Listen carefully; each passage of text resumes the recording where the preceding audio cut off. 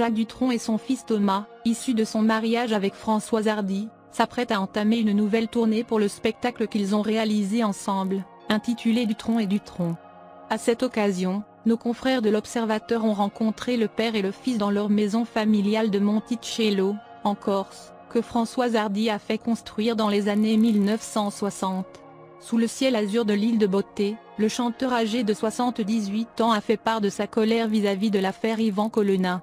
Ce militant indépendantiste d'origine corse a été agressé puis étranglé jusqu'à la mort par Franck Elon Abbé dans la salle de sport de la prison d'Arles, où il purgeait sa peine pour le meurtre du préfet Erignac en 1998. Les deux chanteurs ont d'abord confié aux journalistes leur attachement profond à la terre corse, où ils y coulent des jours paisibles, au rythme habituel.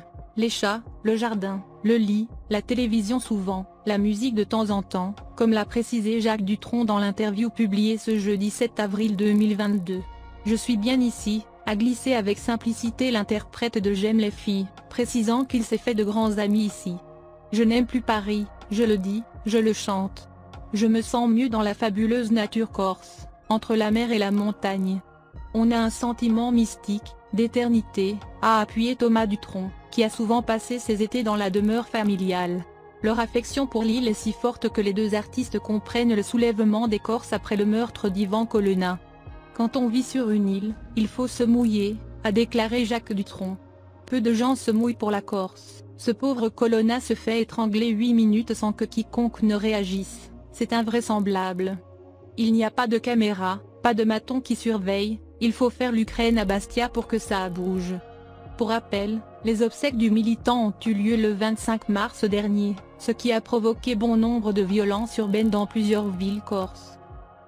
Plusieurs personnes, dont des policiers, ont été gravement blessées lors de ces manifestations.